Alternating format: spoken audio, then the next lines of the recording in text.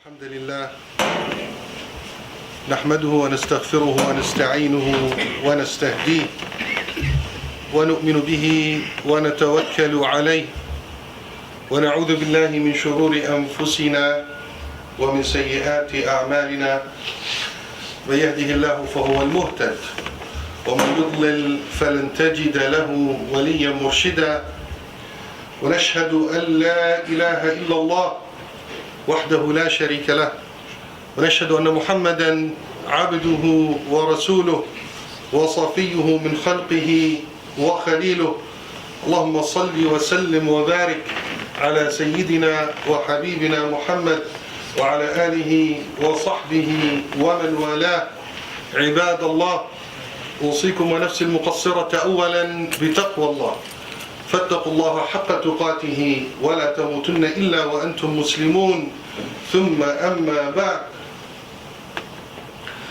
All praise are due to Allah subhanahu wa ta'ala, the most gracious and the most merciful.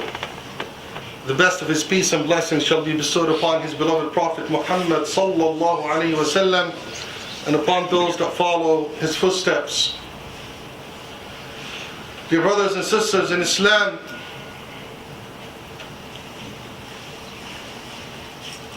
part of our life as Muslims is to always be, I shouldn't say always, but is definitely to be faced with ibtila.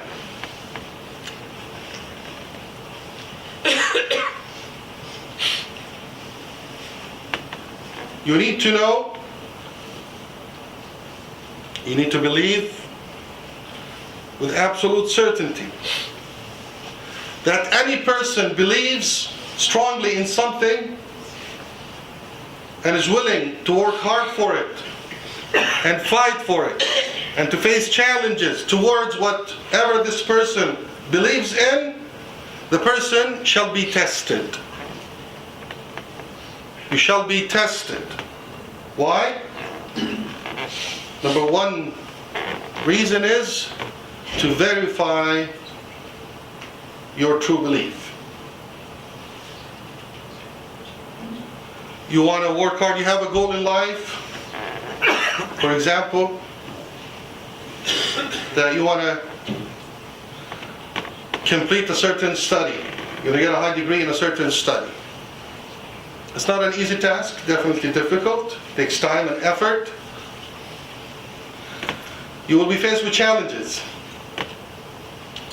They start off as challenges. You need to put time, effort, sleepless nights. You're willing to go through the challenges if you want to reach your goal. Why are there challenges?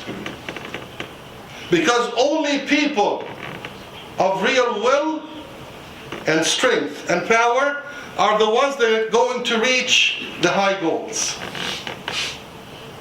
Because the system is made so the serious ones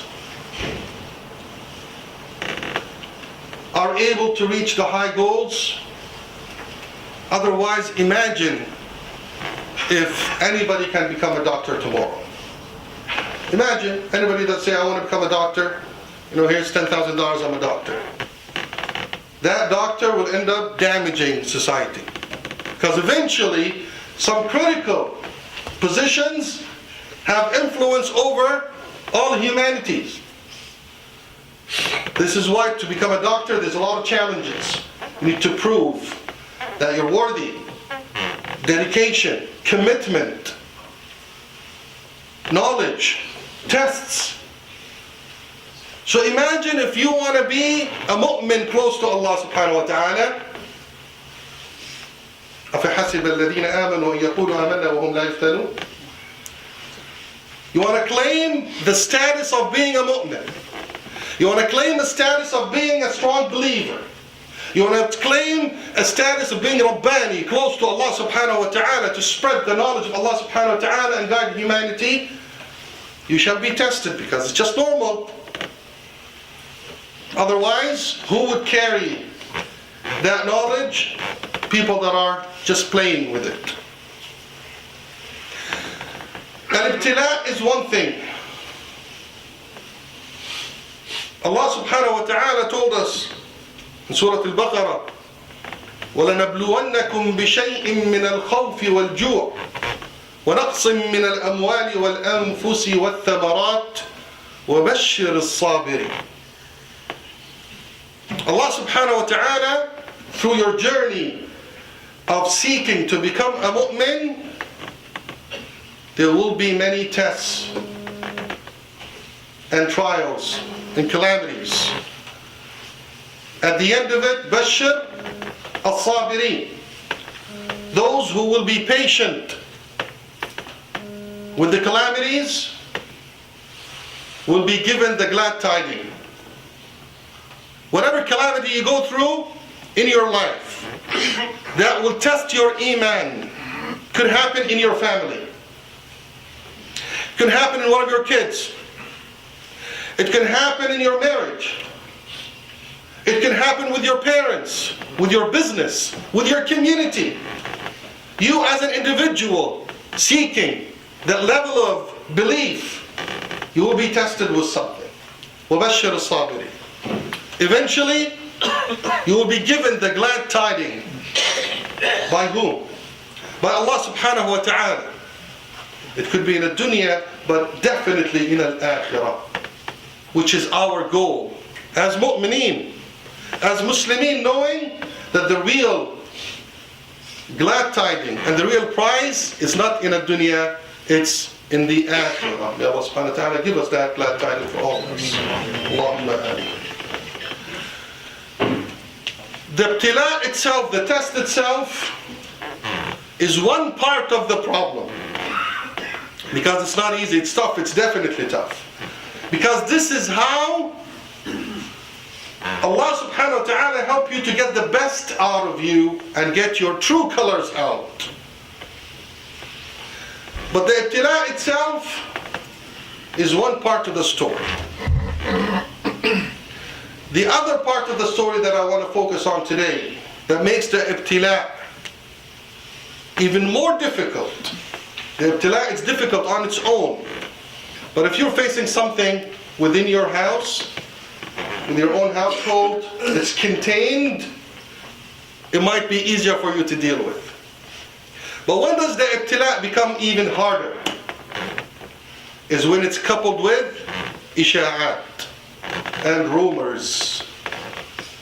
People start talking, spreading lies or facts twisted to be presented in a certain way. People jumping into conclusions. That makes the ibtila even more and more difficult. So our focus inshallah today on not the ibtila and how to deal with the ibtila, is the rumors that come with the ibtila and how to deal with it. What's the effect of it? Why is it that it happens? In the research that I've done on this topic, I've collected a couple of interesting points that I want to share with you. Starting with أغراض الإشاعة, the purpose of rumors. The first one, صد الناس عن الحق تشويه السمعة والشيطنة. If something happened to a believer or a group of believers, who would jump right away to say, I told you? Something happened to you, a problem that got known to everybody, a loss that you had in business, in family, in. Many people will jump and say, I knew this guy was bad. Look at what's happening to him. And I'm sure a lot of us face this. So there will be an immediate focus on making this person look bad or this group look bad, which will have an influence on other people to say, oh, I don't want to get near this guy. Or maybe, look at this, because this guy was praying Fajr, or maybe I shouldn't pray Fajr, for example. Or maybe this guy was doing this, maybe I shouldn't do this. So the first one that will get hit by this rumor is the group that had some emotional affiliation or sympathy to a person or a group, and then they would want to back off. Because there's a problem, they were tested, maybe I should stay alone. So when a group is working together, the first thing that it hits the group's unity. Which we as a community know very well the importance of the group unity. So be aware of any rumors that will hit the group unity. النيل من نفسية المؤمن وإلقاء الحيرة في قلبه. As a mu'min, when a calamity happens to other mu'mineen, it will throw doubt in your heart. Am I on the right path? Are they on the right path? Which group is right? Is my community on the right path? You start doubting. Hesitation, fear might enter your heart. You might accuse people of wrongdoings because you're hearing a lot of things.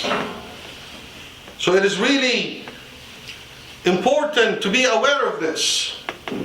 And I mentioned here a story in the hadith.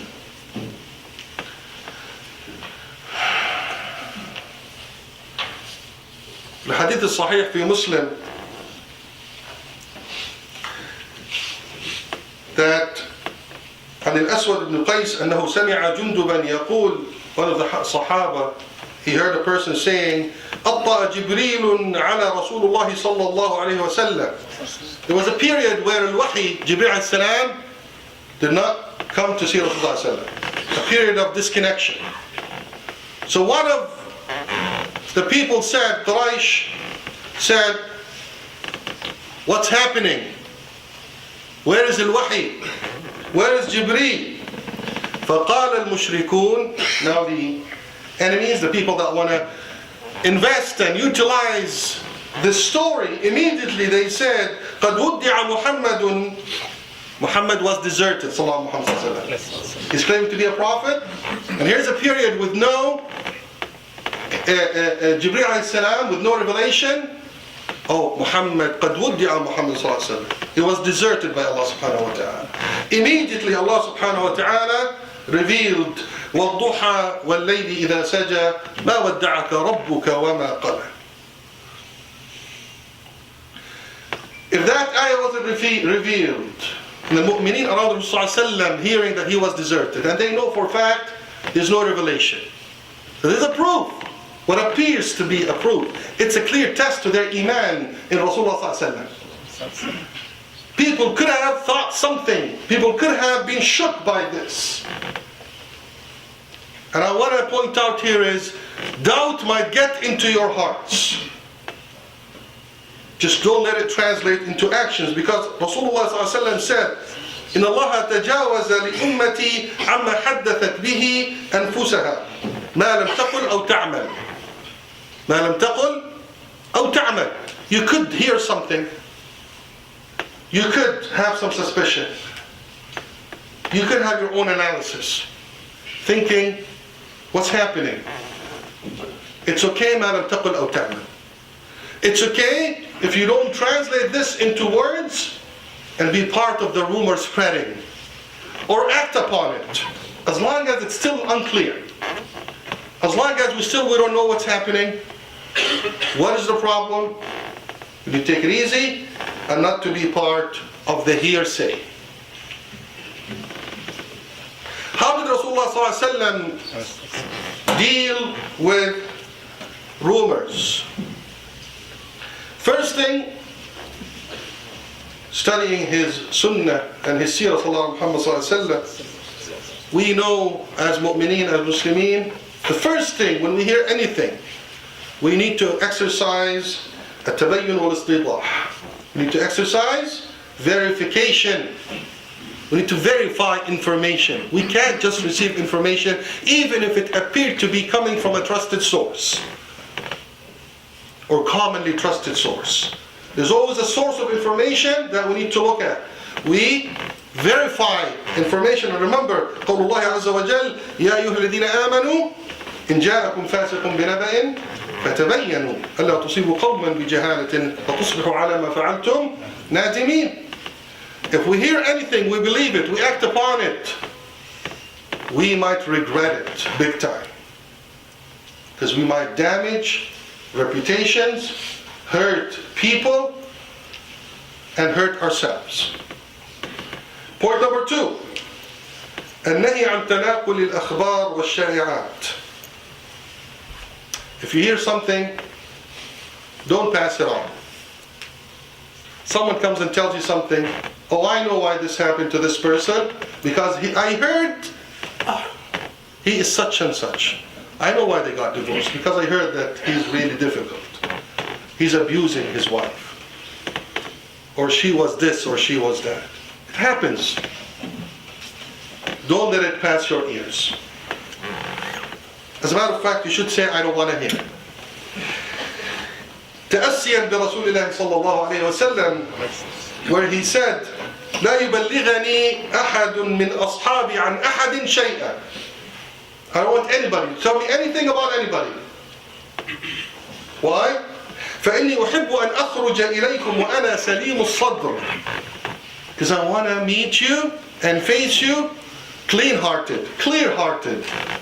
Nothing in my heart against you. Imagine someone, in one of the famous cases we have in our community, La Qaddar Allah, may Allah protect all of your children, one of the sons or daughters commit something really bad, and they end up in jail. And then you come and say, yeah, I know, because his parents were so negligent. They never took care of their kids. They're this, they're that. You don't know what the parents are going through. Someone would tell you this, and you meet the parents, you got something in your heart against them. Oh, you're so negligent. Even if you don't say it. It's going to affect even your facial expression. So be careful not to transfer and to pass such rumors. Point number 3. الدفاع عمن أثيرت عليه الإشاعة. So not just don't transfer or convey the rumor, try to protect the person. Especially if the person is known for his salah. Because there's something called the shuhra. People are known in general to be good or bad. Especially if they're active, if they're connected. They're known. There's a known reputation. Allahu a'lam ma fi as-sudur. Allah subhanahu wa ta'ala only knows what's hidden, but the known. So if the known is good, you need to be, it's your responsibility and obligation to protect the person if someone delivered something about him or her. Protect them. Say, I don't want to hear, وَنَحْسَبُهُ عَلَى خَيْرٍ. And we think they're good people, may Allah subhanahu wa ta'ala give them sabr to be able to deal with the calamity. That's what we should say, and that's where we should stop it. A story to support this, the Muslimin fil Medina once said that Khalid ibn al-Walid radiyallahu anhu ardah did not pay his zakat. He refused to pay his zakat. So they rushed to Rasulullah sallallahu alayhi wa sallam to complain about Khalid ibn Walid that he refused to pay his zakat. What did Rasulullah sallallahu alayhi wa sallam say? In the explanation of the hadith, that Rasulullah sallallahu alayhi wa sallam قال لهم إنكم تظلمون. His first reaction was, don't do Khalid injustice. Don't do him injustice. Khalid, Sayfullah al-Maslud. But there are some people that focus on things that appear to be wrong, and they forget the essence. They forget the goods. They forget who they're talking about. لا تظلمون إنكم تظلمون. Do not do him injustice. And Rasul sallallahu alaihi wasallam knew why Khalid did not pay zakat, because for udda, goods that he had given for the sake of Allah subhanahu wa ta'ala. He didn't even own it to pay zakat on it. But people will jump to conclusions. What Sunnah of Sallallahu is to stand up and protect the person if you know good about this person. التحلي بالصبر والثبات وبشر الصابرين, as we said, you have to be patient. You have to be strong, even if it's not happening to you, happening to a community member, happening to a family, a friend. You need to also be patient and strong so you can support the person going through it. التريث وعدم اتخاذ أي إجراء فوق وصول الإشاعة. One of the best moves is to be patient and not to react. Hasty reaction is damaging, especially when it's something big. And we support this point from Hadithat al-Ifk. One of the biggest tests that Rasulullah ﷺ faced, Hadithat al-Ifk. And it happened in Medina, where Ummuna Aisha radiallahu anha wa ardaha was accused. al-Mu'mineen was accused. How did Rasulullah ﷺ react to it? And to even make it more difficult on him, there was no revelation for a whole month. There was no wahi for a whole month. Why does this happen to Rasulullah ﷺ? So he can teach us how to deal with difficult situations. So we learn from him, sallallahu alayhi wasallam, from his pains, from his pleasures, from his efforts. He was a role model for us, so he had to go through it. So we know how to humanly deal with such situations. His wife is being accused, no revelation. Some Sahaba spoke about this. What would he do with this? He never reacted. He consulted with his close Sahaba. And this is what we need to do. And then Allah subhanahu wa ta'ala revealed ayat to purify Aisha radiallahu alayha and to show the truth. And part of this ayat was وَلَوْلَا إِذْ سَمِعْتُمُوهُ قُلْتُمْ مَا يَكُونُ لَنَا أَن نَتَكَلَّمَ بِهَذَا سُبْحَانَكَ هَذَا بُهْتَانٌ عَظِيمٌ. A lesson from Allah subhanahu wa ta'ala. وَلَوْلَا إِذْ سَمِعْتُمُوهُ. If you hear anything, and he will talk about Rasulullah sallallahu alaihi wasallam, but it applies to all of us. If you hear anything that you see really bad, you should say, we should not talk about this. You should not speak about this. This sounds really big. Hold it. Don't speak about it, and be aware not to fall in the buhtan. What's buhtan? Kadhib, waftira, wakhtilaq al-kadhib. Because a lot of people will fall into creating lies, creating stories that never exist. So we need to pay attention to this. أقول قولي هذا وأستغفر الله لكم فاستغفروه فيا فوز المستغفرين.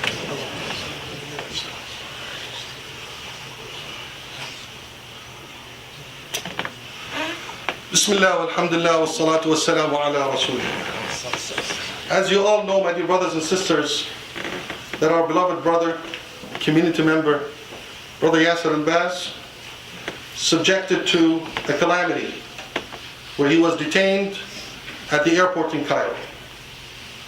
Now, unfortunately, there are no details. We don't know much. The family doesn't know much. All we know that he's been detained for about now, I believe more than a week now. And we ask Allah subhanahu wa ta'ala to help him in this calamity. We ask Allah subhanahu wa ta'ala to give his parents, to give his family the patience, sabr with thabat, to be steadfast, to be able to go through this.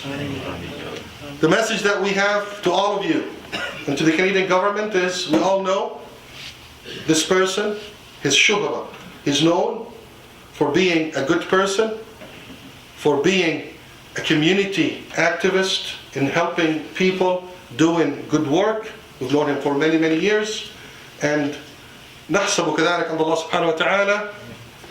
And we all stand beside him and support him. And we call upon our Canadian government to act swiftly and strongly to protect his rights and to make sure he will be delivered home safely and as soon as possible. We are working, all of us, with our MPs, and I ask all of you to approach your MPs, doesn't matter where you live. As a Muslim community member, a member of the Muslim community, the Canadian Muslim community, not just the Oakville or the Dar, you need to act, and you need to talk to your MP, you need to send emails, and you need to request the MPs to put pressure on the government to make sure he's safe, protected, and he will come home safe ASAP. I ask you to do this because we are a big family. Any one of us gets hurt, we all stand up with each other to support each other. As I said, there aren't information available on what's happening. We don't want to be listening to any rumors or anybody creating or fabricating any lies. All what we know is he was there on a business trip, and he's got family there, and he's been there several times. It just happened this time. We don't know what happened. Allah subhanahu wa ta'ala only knows. But we know he's a good man. We know that we want to stand beside him and support him. And we know that we as a Canadian Muslim community need to put pressure on the government, on the Ministry of Foreign Affairs, to do their job to protect the Canadian citizen and to make sure he's treated justly, fairly, and he's protected from any harm. May Allah subhanahu wa ta'ala protect all of us. May Allah subhanahu wa ta'ala protect our brother Yasser. May Allah subhanahu wa ta'ala give him the sabr to endure this calamity. May Allah subhanahu wa ta'ala give his family the sabr to deal with this. May Allah subhanahu wa ta'ala help him return home safe. May Allah subhanahu wa ta'ala bless him. May Allah subhanahu wa ta'ala protect all of us and shower us with his mercy and blessings. إنه على كل شيء قدير. صلى الله سبحانه وتعالى العفو والعافية في الدنيا والآخرة. اللهم عافنا في ديننا، اللهم عافنا في دنيانا، اللهم استر عوراتنا وآمن روعاتنا، واحفظنا من بين أيدينا ومن خلفنا وعن يميننا وعن شمائلنا، ونعوذ بعظمتك أن نغتال من تحتنا إنك على كل شيء قدير. وأنت يا أخي أقم الصلاة.